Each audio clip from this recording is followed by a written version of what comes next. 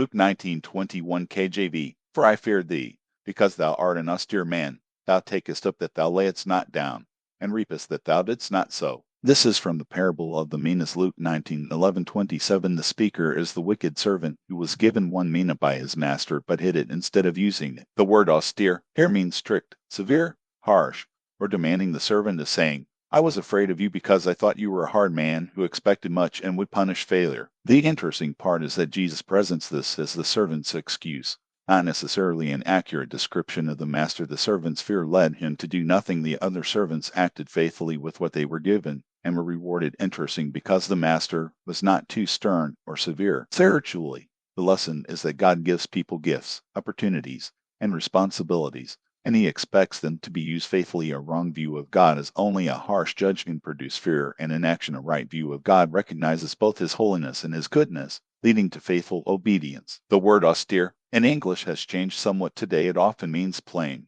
severe, or without luxury, like an austere lifestyle. But in this passage it carries the older sense of stern or demanding. But let us not confuse the parable of the unforgiving servant with the parable of the Minas. The master in Luke 19:21 is not the same parable as the master who forgave the servant's debts. Gemini generated image isk4 png.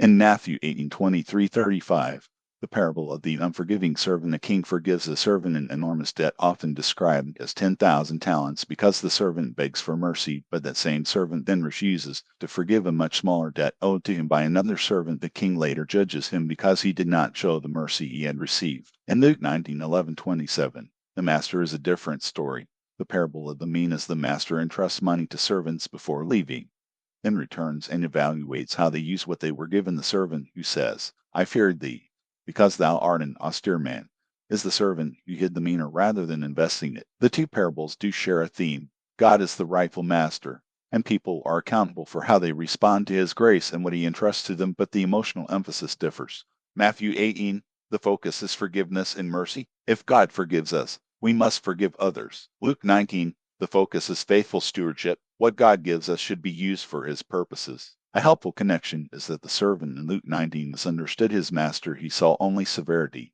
not generosity. The gospel repeatedly shows that God is both holy and just, and also merciful and gracious, as Jesus revealed. The Father desires faithful children who respond to his love, not servants who merely hide in fear. The problem in Luke 19 was that the servant wrongly treated his master as mean and stern when the master was actually nice and kind. How many people do this to others? Mistreating a good person as mean, or do this to God himself? Let us treat people rightly.